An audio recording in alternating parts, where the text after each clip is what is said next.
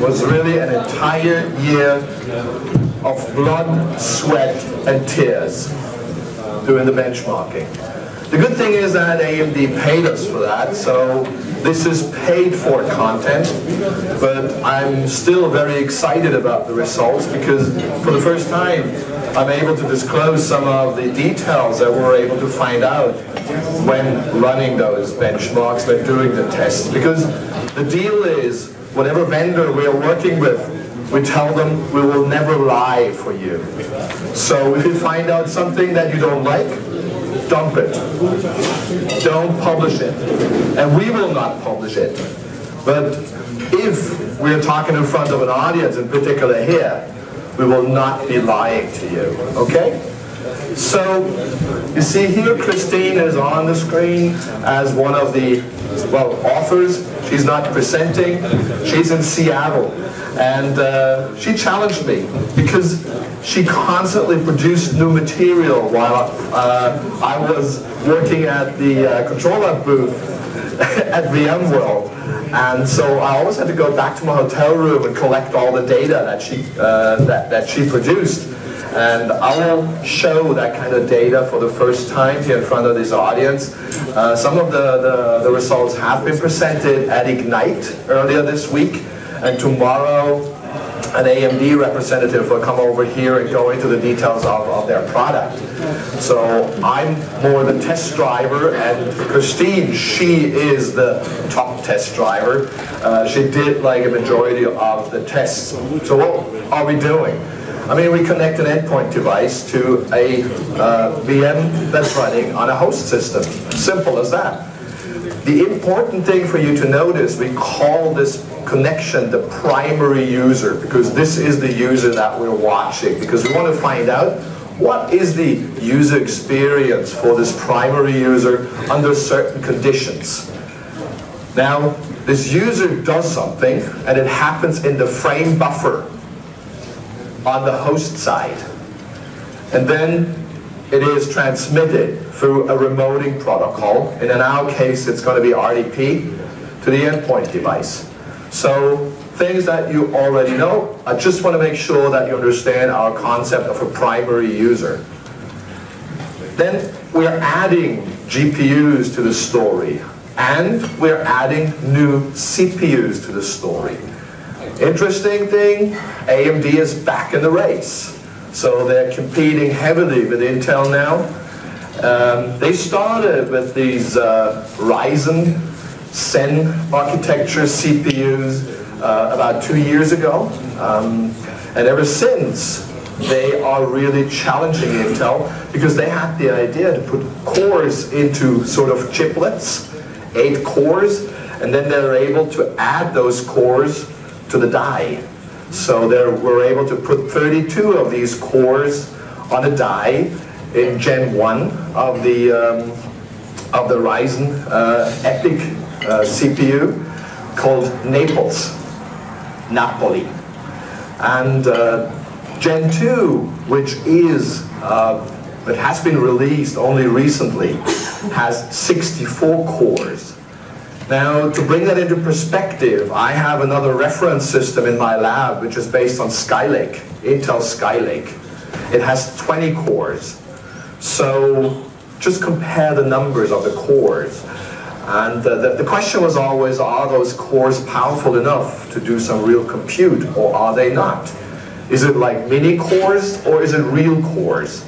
Now, you start adding the GPU to the other side, and guess what? It's another AMD product. So the AMD Radeon GPUs, the newest generations, and they have up to 4,000 cores.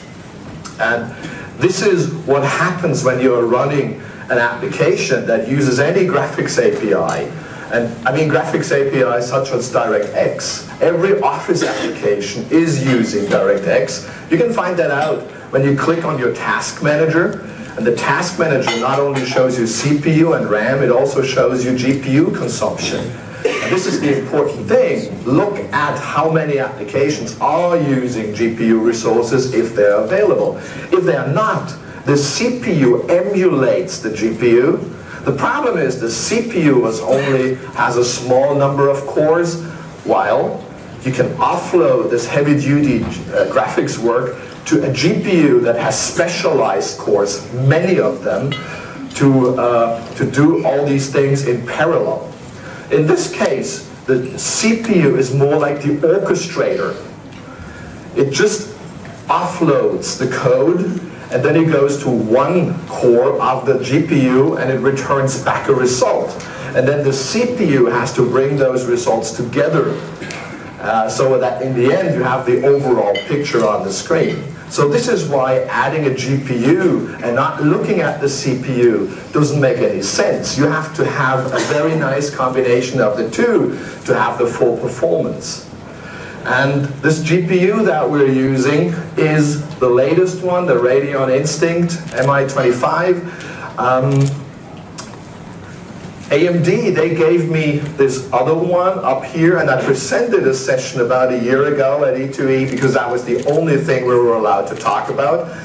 I already had the V340 and the MI25 in my lab, but I was not allowed to talk about it. It was completely under NDA. It was so interesting watching some blog articles where people were speculating about this GPU, at the same time having it in the lab and not being allowed to talk about it. So it really was painful for an entire year standing in front of this crowd here and being under NDA. And so yes, we have all these GPUs in our labs, and it was our job to test those and to see how they perform. To be honest with you, hey, the 7150 was not bad, but it's not what you want to have. The V340, AMD decided it's not going to make it to the market. So this is the one, the MI25. Can you buy it? No. You can only buy it combined with the server. In our case, so you have to go to Dell or to HP, and they will sell the entire set. And Chris and I, we learned the hard way why. Because AMD sent us hardware separate from each other. So we received super micro machines, latest and greatest, wonderful, because the other vendors were not fast enough. Supermicro was the first in the market who was able to have those servers. So it's 2 socket machines with the latest chipsets, because you need the latest chipsets to do what we're doing. And with 512 gigs of RAM, wonderful, ½ terabyte of RAM, wonderful machines. And then they sent us the graphics cards. They missed to send me the power cables. It took me an entire week to get the bloody power cable, and then we started installing everything. Oh my God. We installed the Windows side of the house. You will learn about GPU-P in a minute. GPU partitioning, it wasn't ready. Then AMD sent us their alpha drivers. Oh my God. So for like months we were sitting in our labs trying to get these machines up and running. So everything that I demonstrate now, sometimes it only goes 30 seconds. It took us months to build those machines. The last tests with the Rome CPU, because they cannot produce them in big numbers yet. So they can only have them in their own colo, so we had to connect to their colo that we had to build for them.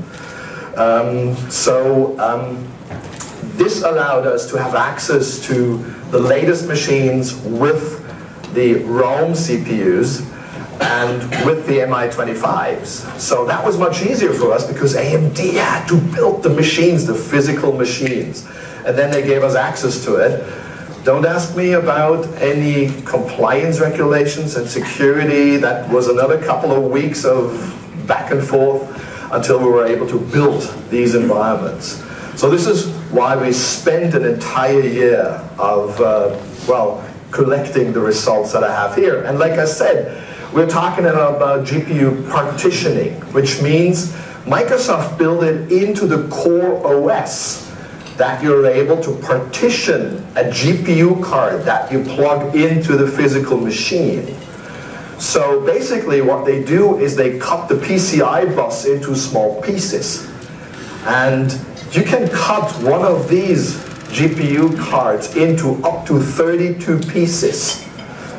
And you can add up to 4 of these GPU cards to a single server. You do the math. You have 128 GPU cards sitting in a server. Not physically, but virtually. This is why they call it virtual function. So the terminology is kind of odd. It took me a while to understand that a virtual function is a portion of the GPU, and to the machine it looks like a physical GPU that it can forward, that it can pass through to a VM. So in reality it doesn't go beyond 16, but also 16 is not a bad number. 1/16 is 1/8 of a GPU, and they cut it really into pieces in a very hard way. So they assign a number of cores to one of these partitions and frame buffer. And that means if only one VM gets one of those partition GPUs, the performance is always going to be the same, because it's not going to use any of the other resources that are on this machine. So if it's only one VM and it's got 1/8 of the GPU, it will always have 1/8 of the power of the GPU, even if the rest does nothing. So it's predictable. And this is what Microsoft wanted. Because Microsoft said to AMD, build us the ultimate GPU accelerated VM that is cheap enough so that people will love it.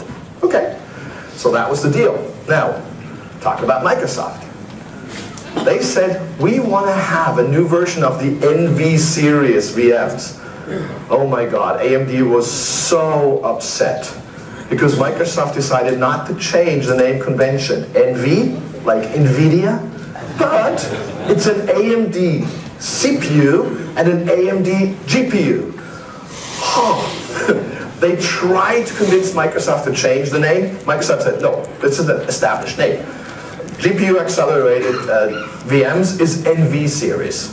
End of story, okay? So now the NV version 4 is AMD EPYC 7002, which is Rome, plus the MI25, exactly the setup that I described earlier. And it is going to be available in preview from next Monday. They just made this announcement at Ignite. So we're not talking about far out. We're talking about Monday. And we're talking about Azure Stack. Wow, I can run that stuff on-prem. Yes, that is the big news that Microsoft disclosed at Ignite only, well, a few days ago. It's just very interesting. So now you can take it into consideration that these things will come alive. And starting from January 2020, the vendors, the hardware vendors, are going to sell that kind of machines. Now, what kind of instances are we going to get? With 4 virtual CPUs, 2 GB of RAM, 1/8 of the GPU cores and the frame buffer. And going over to a 32 vCPU machine which uses the full GPU. So this is the range of machines, of virtual machines you can get. Unfortunately, I don't have the price yet. Because this is something, now it gets really interesting. What is it going to cost me? Because we're all comparing to the existing NV series VMs, which are powered by NVIDIA M60. And this is what we have today. And tomorrow, or on Monday, we're going to have that. Okay. And we want to run new versions of Windows on those VMs. In particular, Windows 10 Enterprise Multi-Session, the new Windows 10 EVD, Enterprise for Virtual Desktop. This is the multi-user Windows 10 SKU that's only available through Azure. I have no idea if they will extend it to the Azure Stack solution. That would be, well, very appreciated by many customers. We will see if they will do that. Until now, it's only for Azure, for nothing else. And, They announced it they announced that they do the Azure Stack. They announced it that you were able to run it on Azure Stack. Yeah. Thank you, because I did not see that. Thank you, Ruben. Very good. Yeah. If any more drink it is Azure. There's Azure Arc also. Is that just a rename of Azure Stack, or are these different things? No. Azure Stack means you run the Azure. The Azure Stack on a physical machine, or on a group of physical machines in your on-prem. I thought they announced to Ignite Azure Arc. Which I thought was replacing Azure Stack. That's another problem. That's different. Yeah, that's different. Okay. So now we want to do some benchmarking with these things, because now we have these things in our lab. How are we going to do that? Number one, and this is a quote that Ruben asked me to make when we did a presentation, because I said, hey, benchmarking does not reflect real users. We just look at certain aspects of an environment, and because sometimes frames per second is regarded as the holy grail. No, it's not. There's more, and you will see why. And how do we measure it? For those who have seen Rex Analytics before, it's very simple. We have our primary user endpoint, so this is where the primary user works. Then we have a remoting protocol to the session host. And what we do is we record the telemetry data from the session host, and we want to see the user experience and correlate it to the telemetry data by recording screen videos. And in the end, it looks like that. So what we do is we have CSV files with the telemetry data, something that you can read if you want to open it with any tool that reads CSV files like Excel. You can see the raw data. And we animate the raw data on the fly and correlate it to the screen videos, so that we see when something is happening on the screen, what is the load on my backend system. So that's the idea of Rex Analytics. So if you want to get in touch with us, send us an email, info@rexanalytics.com. And you can even get access to all the software that we have. As long as you use it for community stuff, we give it away for free. We spend several $100,000 euros on the development. So it didn't come for free. We have 2 developers in Hungary, in Budapest.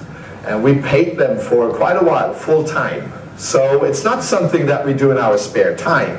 It's stuff that's being done by real developers that earn real money for that. So, because they have families. And now it comes to those users that are not the primary users, because we run workloads for 45 to 120 seconds that represent the different graphics formats, but at the same time we run secondary users to create load. And here we have an example of secondary user load. And we present that in public for the first time, how we do that. So it's for, we call them noisy neighbors, and it's a power user persona that we're using. As soon as I start running it, you will understand it, because we're running some background applications that the user is not interacting with, including an app that copies data back and forth to create IOPS.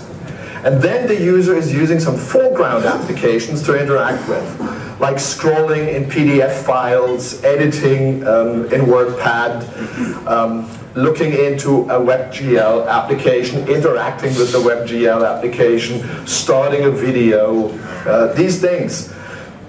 So by creating a constant load from the noisy neighbors, here you see the copying back and forth of data, so to create IOPS.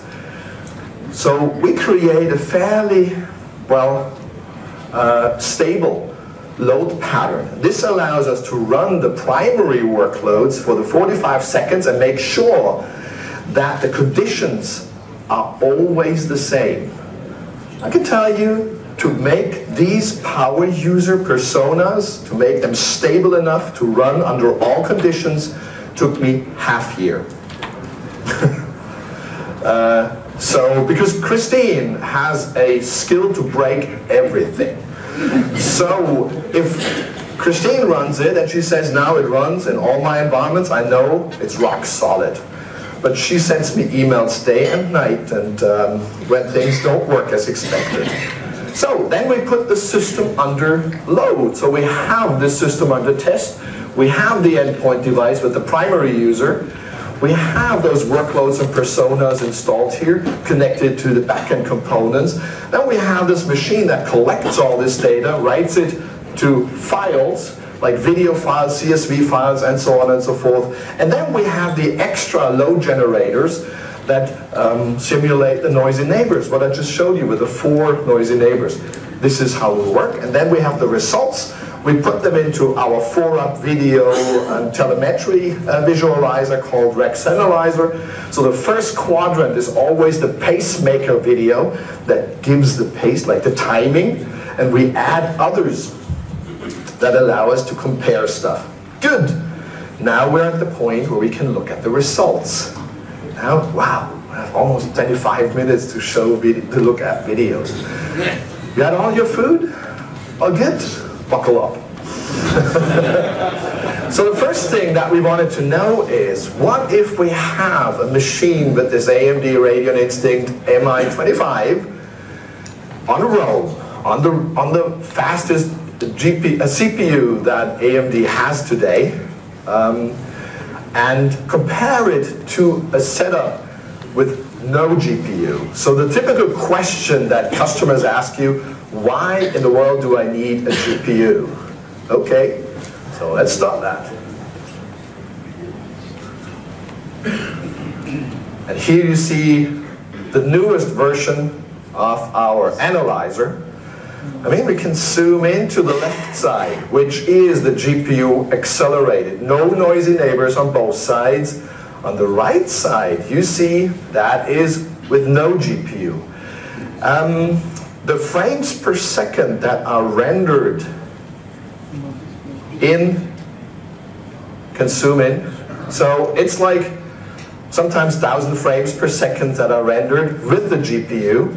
And we're talking about like 10 frames per second rendered without the GPU. But the most important thing is the CPU load. You know, remember, we're talking 32 virtual CPUs.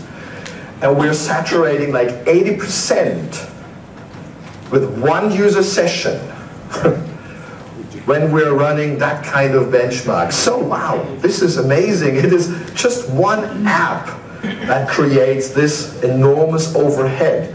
Fortunately, it was obviously multi-threaded, so it was able to sort of consume as much of the CPU as it could, because it tried to compensate for the fact that there are not thousands of cores on a GPU available, so the CPU emulated those cores, which cost 80% load. Is there a reason it doesn't max out the CPU to increase the frame rate? You will see other effects that we cannot explain. We asked AMD, why does it not max out the CPU? Even they didn't know. So, I mean, this was recorded earlier this week and last week. So we have to dig into that kind of details now. Because sometimes the Intel platform behaves a little differently. So it seems to be the chiplets. Sometimes you cannot go across the different chiplets.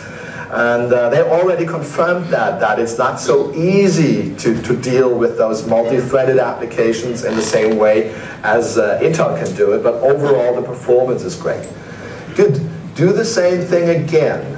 We have, and I mean, you have read it, it's an RDSH platform now, using the GPU P, but only with the one GPU. Now, we have another, in this case, it's an OpenGL application, and other OpenGL applications, they just crash on a machine without a GPU. In our case, the CPU does the best it can. So, you can watch it while working. Like I said, we have the most powerful CPU, 32 cores assigned to this user. And this is what we get. And this is what we get by adding the GPU. And you see, the GPU is not impressed that much. It's a full GPU. It's a full GPU. It's not a single-threaded workload. Obviously it is.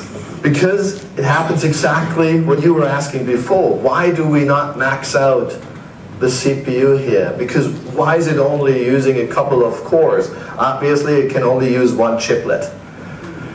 Because we have 8 of these chiplets, and this looks like it's only using 8 of these 64 available chiplets. And this is something that AMD clearly needs to work on, so maybe it would get better performance over here if it can work across the chiplets. So that's multi-threaded but just working on one of the single computers. That looks like it. Hey, ask these questions tomorrow, because tomorrow there's going to be an AMD engineer. I'm only the messenger, you know? I'm the crash test driver. So I try to crash those cars. Don't ask me why they crash. You also see that, sure, where something is happening, the RDP, or the network consumption, goes up like crazy. We also see that the CPU is not impressed. The disk queue length is only when it starts, you see something happening. Memory, we don't need 112 gigabytes. So it's not so impressive. Now we do the same thing with Win 10 EVD. Yes, we were able to install Win 10 EVD in a non-Azure data center. I cannot tell you how it works. I still work for Microsoft for one more week. That was helpful to find out how stuff works, but I cannot disclose it because this is not legal. They only allowed AMD to do it for test purposes because there's a chicken and egg problem. Yeah, how do you want to find out if it performs if you do not allow people to test it? Oh well. So this is why we had access to that kind of technology in an AMD data center. Now we're looking at the same thing. Again, on the left side, we have it with the GPU. On the right side, we don't. Well, this is an app where a user just interacts with this ball in the water, takes the mouse, pulls the ball out of the water, and lets it drop back in. So it simulates the water. Wonderful. CPU load, not impressed. Again, it cannot go across the chiplets, and performance clearly sucks on this side. So this is not what I would expect. I mean, this is what users will tell you. If this is an expensive VM and they do something like this, they will say, why in the world do we pay all this money to Microsoft? Because this is what I get. And I'm alone on this machine. So, no, this is very clearly where we need a GPU. There's no question about that. And now we do the same thing. We add 7 noisy neighbors to the GPU accelerated side of the house, and we want to see if that has an impact as much as not having a GPU does. You see here, the background load is much higher because, hey, now the noisy neighbors do their job. They are using the resources, they are using memory. Only this part here with the network and the RDP, this is only related to the user session. All the other goes across the user session. It looks at the entire machine.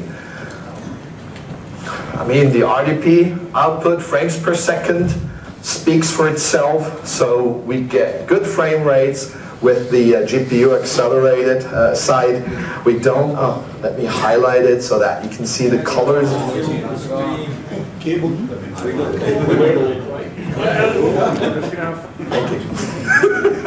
Very delicate. Don't touch it.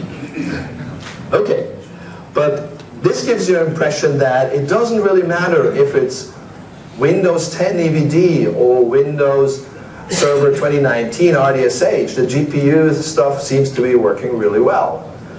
Good. Let's go to the next slide. Let's find out. I have a question. Yeah. Obviously, the GPUs for the video cards are much more advanced in the multi-threading processing according to the CPUs. Can't we just utilize that for the other than video graphics? Oh, absolutely. You can use it for all other kinds of high-end or high-performance computing. But this is not what we were looking at. Sure, you can, but I think that NVIDIA is far advanced here because they have all these advanced tensor cores, they have the ray tracing cores. AMD doesn't have these things. So if you want to do high performance compute plus remoting, I would suggest you look rather at NVIDIA than you look at AMD. AMD wanted to bring it to the remoting experience in Azure for those VMs that are dedicated to remote desktops, to Windows Virtual Desktop, the holy grail in Microsoft. And so that was their clear focus. NVIDIA goes for the high end with video production and machine learning and all that. AMD is not so good in these areas, to be very honest with you, without bitching about it. It's just a fact. Good. Now let's take a look at what it looks like when we have Naples, the old one. So do we need the most expensive card or expensive CPU, both using the MI25, and we have 7 noisy neighbors on the machine? Here's an interesting fact. We find out that the Naples versus the Rome CPU, the cores were massively improved, the individual cores for the Rome, because we're using the same number of cores, but you see we're only creating about half the load with the Rome CPU, which means the Rome CPU can handle about twice as much load as the Naples CPU, and you also see the results. So the performance that you see and the RDP output, the frames per second, everything is much better if you're using the the Rome CPU. We can do that for a couple of these tests. I will not go through all of them, but just giving you an impression. Thank you. Always tell me. So again we have that. See here, it's higher. Sometimes it goes up and down a little bit. It comes closer. It always depends what the noisy neighbors are doing, but typically the noisy neighbors create a fairly stable load. They couldn't explain how the architecture works? They can explain how the architecture works. It's so funny because they didn't have that kind of benchmarking software. Guess what they do now? They ask for a license for another year or two. So they want to use that kind of software internally now, because so far we have done it as external experts, but now they finally see the value of that kind of test runs. Because we have seen also the bugs that they had in their drivers, so like false colors and everything, so we reported that back, and they were always surprised, how can you find that out? We expected them to design, that they know it beforehand. No, they are good at designing gaming consoles. It's the first time they designed something for remoting. We had to educate them about the most basic things. Hey, look, there's a cable between the two. Here is compute, here is display. Cable. And then we had a conversation for another 10 minutes, and then they asked, why are you doing it that way? Guys, there's a cable between the two, a network. Understand? So we had that over and over again. If you have people who did gaming consoles for 25 years in their entire career and have never seen a remoting system, they get confused like every 10 minutes. It's our bread and butter business, it's not for them. But also, like you said, it's offloading the CPU to the GPU, and if that's faster, then automatically your CPU becomes a bottleneck. It's not I can tell you, at this point, typically the question comes, hey, and how does Intel perform at this stage with the Skylake? And we did kind of the same presentation in front of Microsoft with the AMD guys next to us before we went into this meeting. They said, no word about Intel. You know who pays the bill here? And so, yes, there will be an E2E where we compare Intel to AMD. We have the data. Today, AMD pays, okay? So let's do the same thing. Oh, come on. He's coming to Horizon, so that's also interesting. Yes, yes. So VMware will have access to exactly that, as soon as they have implemented their backplane in Azure, and then they can use these VMs. Yes, this is why it's so important for Microsoft, Citrix, and VMware, and Parallels. So all of them can use it. Now, when we put 16 users on the system, things get a little bit more dramatic. So now you will see that we really saturate the machines. The CPUs are at full capacity. So the question is, how do CPUs, or how does the system respond to this situation? And you have all heard about CPU fair share, which is built into the OS. Oh my God, it really works well for the newer CPUs. So Microsoft has done a great job with this fair share. We completely run out of resources on the left side with the Naples, on the right side with the Rome. Everything stays quiet, interactive. So even with 15 noisy neighbors doing their crazy work, the responsiveness of the system is quite well. And do the same thing with the Lego designer again. Left side, Naples. Right side is Rome. And so you see under this load, the Naples system is really struggling, opening everything. So this is not the kind of experience that you want to have in Azure. If you pay an expensive VM, and this is not what your users want to see, because they will complain about it. And this is exactly what Microsoft wanted to know. What are the limits? How many users can we put on a box? How many vCPUs do we need per user? So what we figured is, with Rome and power user personas, it was roughly 2 vCPUs per user that were required. If you have not so active users, it's roughly 1 virtual CPU per user. There are slides out there from Microsoft that say you can have up to 4 or 6 users per vCPU. Do not believe that. It's marketing bullshit. Please. When you go to customers and they go through the wizard and they try to do that, they will fail. Don't do that. So do your own tests. Use your own intelligence and do not believe the marketing material here. So the final thing that I want to show you is, how does Windows Server 2019 RDSH perform versus Windows 10 EVD? Because there were myths out there in the market that Windows 10 EVD sucks. And I can tell you, until like a couple of months ago, it sucked big time. And I can tell you from the inside, because I'm still a member of the RDS team, and where's Jim Moyle when you need him? So he will continue being a member of the RDS team as an WVD Global Black Belt.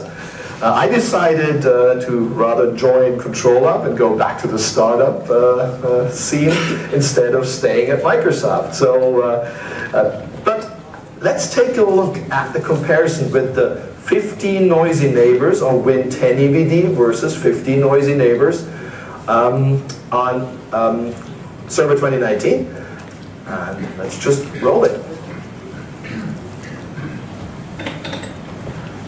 Left side, Windows Server 2019, RDSH, 15 noisy neighbors, and this is the primary user, number 16.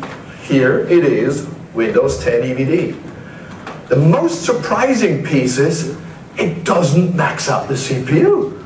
Well, kernel. Or what have they done to the remoting protocol? Ha! Microsoft is working on massive improvements of the RDP protocol. My theory is that we're able to see the first results, because they're reducing massively the amount of CPU power that's required, and GPU power, that's required to encode the RDP protocol stream. So, you also see that we have a much higher CPU queue length with Server 2019. So the CPU is really busy doing its stuff. The rest, okay, almost the same GPU load, about the same level. We get more frames per second with the Windows 10 EVD. Wow, I personally have never, ever expected that. All previous results have shown that Windows 10 EVD falls massively behind. And this is the first time that Windows 10 EVD was better, performance was better than on Windows Server. And we were able to reproduce this kind of results again and again. Now, the thing is that we have to recreate those tests because we have only run them once, and we have to make sure that we have not done any stupid mistake. Because as soon as you start publishing those results on an official Microsoft or AMD website, you better make sure it's true. So please take it with a grain of salt. But these are the results that we're seeing. It doesn't matter what we do, we always have more or less the same pattern. Windows 10 EVD uses less CPU if we put all these users on the machine. CPU queue length on the server side is much higher. RDP output is better for Windows 10 EVD, while there's such a huge user load running in the background. What about your disk queue there? Huh? The disk queue. The disk queue? Look at the differences. It's quite a big difference. It's also, it's using more the disk. And these are the things that we really have to find out. We have to talk to AMD, we have to talk to Microsoft. It's the kernel team, it's the RDS team, it's like different teams in Microsoft. And when we did the meeting 3 weeks ago in Redmond, we presented the preliminary results. There were the Azure team was sitting in the room, the kernel team, the RDS team. So it's different teams in Microsoft, and they all look at the results and they ask themselves, oh, this is interesting telemetry for us. We don't care about the rest of the stuff. So yes, like the file system guys, this is interesting for them, absolutely. So like I said, we were able to reproduce those again and again. And so there seems to be a pattern, which makes me happy if there is a pattern that we understand from the benchmarking side of the house, not why it is happening. We can just reproduce it again and again. This is the important thing, because if you do benchmarking, reproducibility is a key factor. And coming back to this first statement that frame rate is only one factor, we also want to see what it looks like for the user, because frame rate alone doesn't help you. Because 30 frames per second can be awesome if it's really an animation that runs at 30 frames per second, because sometimes we had videos that stopped running and we had like still images displayed every 5 seconds, but at 60 frames per second. That doesn't really help you. And you can see it again. It's stuttering on the left side, it's much smoother on the right side. So these are the things, these are the effects that you can see when you're looking at it from the perspective of a user. Now we have the last video, and that's again the Unigine Valley, high-end DX11 benchmark. It's also available in OpenGL. We typically decide to run it in DX11 because DX11 is a protocol that's heavily used for line of business applications. So yes, it looks like a game, but many of the API calls represent what you see in line of business applications. And you were also able to see that it starts much faster on the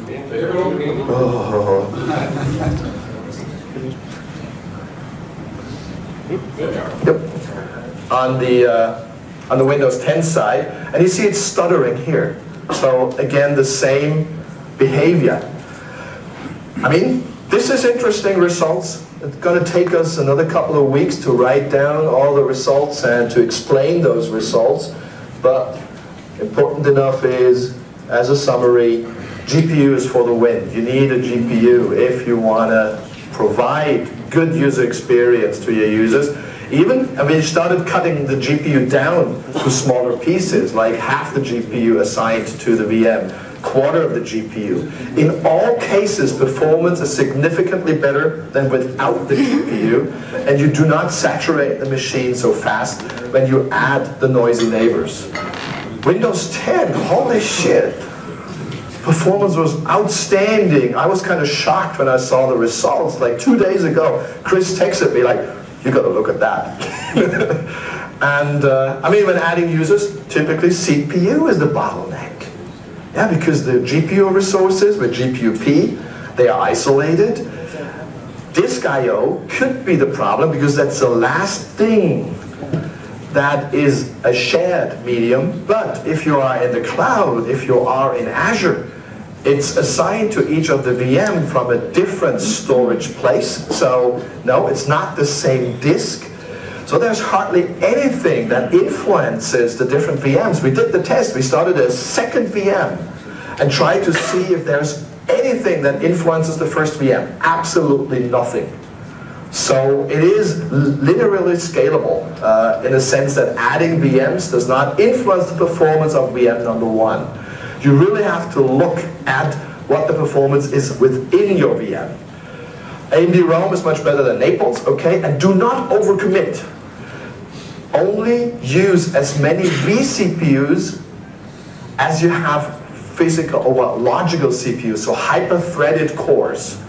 So in Rome, it's 128 hyper-threaded logical processors times 2 with 2 sockets, 256, incredible number, of logical CPUs, and then you assign them in 32 or 16 course chunks to the VMs. And then your goal, never ever overcommit, because that's going to break the system because CPU is your bottleneck. Thank you.